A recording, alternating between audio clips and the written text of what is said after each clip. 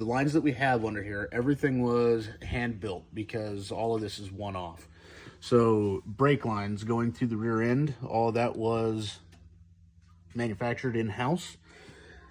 We did not make the brake hoses, obviously. We bought the brake hoses, but goes all the way up through this bracket that we built, all the way up to, along here, up through the firewall, or I'm sorry, up through the frame, up to our Woolwood proportioning valve, because we're still running drum brakes in the back and disc brakes up front.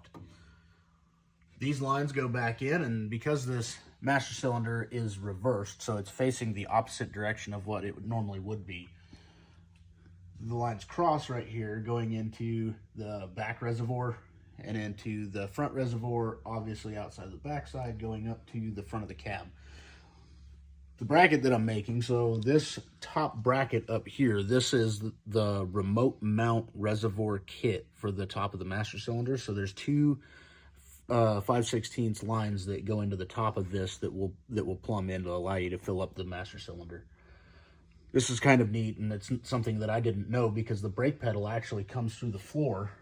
This sensor right here is a pressure sensor that activates your brake lights. Or up here, this is the shift cable. So I did it that makes this. So it comes down, connects to a cable, pulls around, and it's all this linkage. So because this whole setup, so this is a cable linkage setup from I did it for a 4R70W, but because we have this brake booster right here, it would not fit, right? So I ended up having to make this bracket, drill a hole in this as a factory Ford bracket in order to get the linkage down and adjust the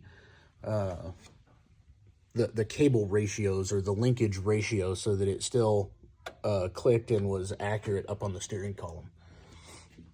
So off to the side, obviously, here's our brake lines that come through and all of our wiring harness and everything like that, which we still yet to do our final like clean up on all of this stuff to tie everything up out of the way. But then on this side, John actually made us this fuel line. So this is a 3/8 fuel line out of the Holley Sniper 2 fuel pump.